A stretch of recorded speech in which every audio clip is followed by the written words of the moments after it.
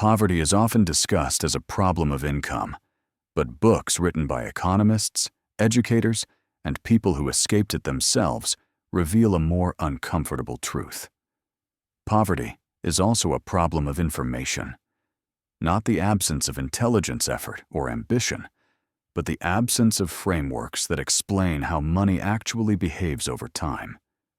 Without those frameworks, people work harder inside systems they do not understand and remain trapped within outcomes they cannot explain. Financial education in the most serious books on the subject is not presented as a quick fix or a motivational speech. It is presented as a slow generational interruption of patterns. Poverty persists, not because people refuse to improve their lives, but because the rules of money are invisible to those who need them most. When rules are invisible, mistakes repeat quietly across decades. One of the first insights these books make clear is that poverty teaches its own curriculum. Scarcity trains the mind to focus on immediacy. Bills due now. Food needed today. Emergencies waiting around every corner. This constant pressure narrows time horizons and punishes long-term thinking. Financial education does not erase scarcity overnight, but it offers a counter-narrative that short-term survival does not have to consume every decision forever. Books on financial education emphasize that money behavior is learned long before it is chosen. Children absorb patterns from households, not classrooms. How adults talk about debt, how they respond to emergencies, whether saving is normal or impossible. Poverty cycles persist because these behaviors feel normal inside their context. Financial education works only when it challenges what feels normal, without shaming it. Another critical theme is that financial education is not about complex investing. It begins with fundamentals that wealthier households often take for granted. Understanding cash flow, distinguishing assets from liabilities, knowing the true cost of interest, recognizing that financial products are designed to extract profit, not provide fairness.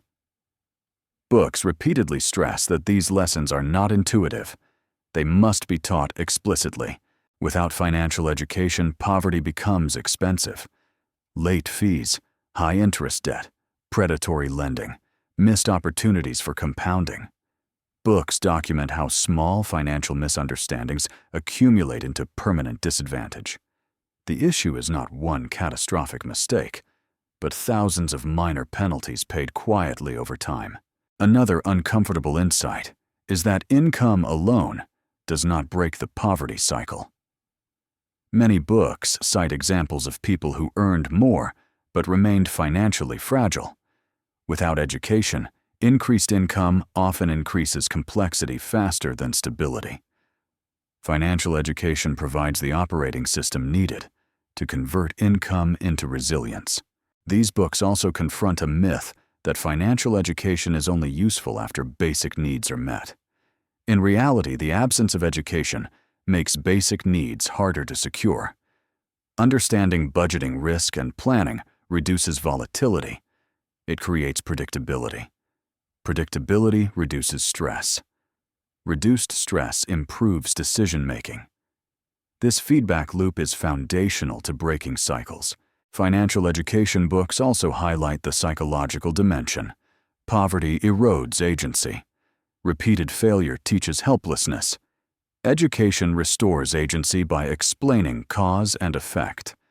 When people understand why outcomes occur, they regain the belief that behavior matters. This belief is often the first step out of stagnation.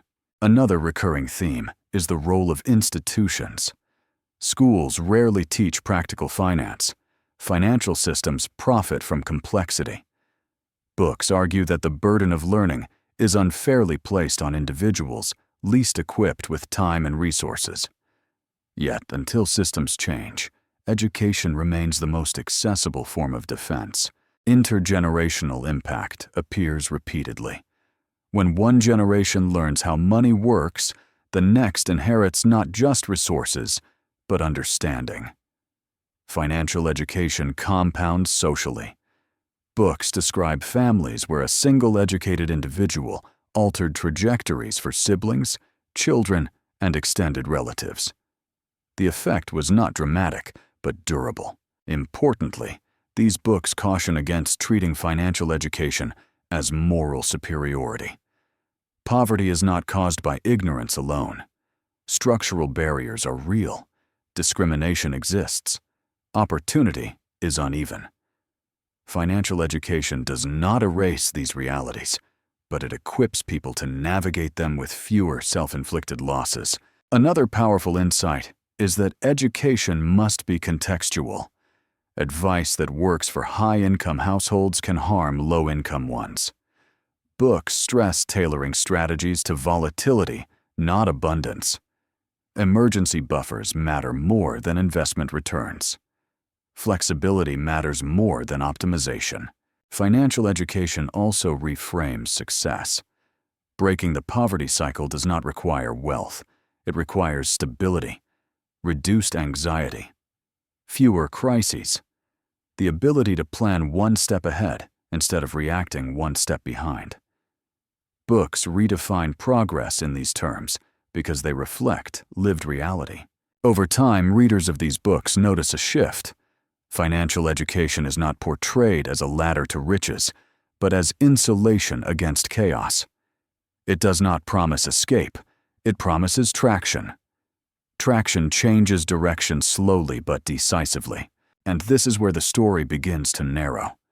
Because once financial education is understood, not as a set of tips, but as a language for interpreting money, poverty stops feeling like fate and starts revealing its mechanics. When mechanics become visible, interruption becomes possible. The cycle does not break all at once, but it weakens with each informed decision, each avoided trap, each generation that inherits understanding instead of confusion. Like learning to read a map in a place where everyone before you was taught only how to walk in circles. And this is where books about financial education become most honest about what it can and cannot do. In the second half of this story, authors who study poverty closely make a critical distinction. Financial education does not remove hardship. It changes how hardship compounds. Without education, every shock, job loss, illness, market downturn pushes families further back. With education, shocks still hurt, but they do not always cascade into collapse. This difference, repeated over years, is how cycles weaken. One of the most important ideas these books emphasize is that financial education works indirectly. It rarely produces dramatic overnight change. Instead, it reduces error, fewer penalties, fewer predatory contracts, fewer irreversible decisions made under pressure. To outsiders, progress looks slow. To those living, progress feels like breathing room for the first time. Another crucial insight is that education changes defaults. When people do not understand money, the default response to stress is debt liquidation or avoidance. Financial education introduces alternative defaults, delay comparison, negotiation, planning. These responses do not require wealth. They require understanding. Books show that changing defaults changes trajectories even when income remains modest. These authors are also clear about where education must begin. Not with stock picking or entrepreneurship myths, but with dignity and control. Understanding why a paycheck disappears. Knowing how to read a contract. Recognizing when a product is designed to trap rather than help. Financial education restores a sense of agency that poverty steadily erodes. Another powerful theme is the role of timing. Many decisions that lock people into poverty are made early: student loans, consumer debt, high-interest credit before financial education is available. Books argue that teaching finance late is still valuable, but teaching it early is transformative. Early education prevents traps instead of merely explaining them afterward. Financial education also reshapes conversations within families. Silence around money is common in poverty, often driven by shame or stress. Books describe how education breaks this silence. Conversations become practical rather than emotional. Children learn not just numbers, but reasoning. This cultural shift inside households is often more impactful than any single financial move. Importantly, these books do not pretend education replaces policy or opportunity. Structural inequality remains real. Wages matter. Access matters. But education changes how people navigate imperfect systems. It is not a cure. It is armor. Thin armor at first, but armor that can be reinforced over time. Another insight that appears repeatedly is resilience versus optimization. Wealth-focused advice often emphasizes maximizing returns. Poverty-focused education emphasizes minimizing vulnerability. Emergency funds matter more than market timing. Stable cash flow matters more than high returns. Books stress that breaking the poverty cycle is about reducing volatility. First, not chasing upside. Over time, the effects compound socially. When one person learns, others ask questions. Knowledge spreads informally. Communities adapt. Books document cases where financial education programs did not create millionaires, but did reduce bankruptcies, evictions, and chronic stress. These outcomes rarely make headlines, but they change lives. The most profound shift described in these books is psychological. Financial education replaces fatalism with causality. When people understand why outcomes occur, they stop blaming themselves blindly or surrendering to chance. They begin experimenting. Small experiments create small wins. Small wins rebuild confidence. Confidence supports consistency. And this is why the poverty cycle does not break with motivation alone. Motivation burns out under pressure. Education persists. It turns survival into strategy. It transforms chaos into something at least partially navigable. So the lesson resolves quietly without grand promises. Financial education does not guarantee escape from poverty. It guarantees something more realistic and more powerful: the ability to stop digging deeper. From there, progress becomes possible. Slowly, imperfectly, but directionally. If this reflection resonated with you, pause and consider where financial confusion still costs you energy or peace of mind. Awareness is the first interruption of any cycle. Share what stood out to you.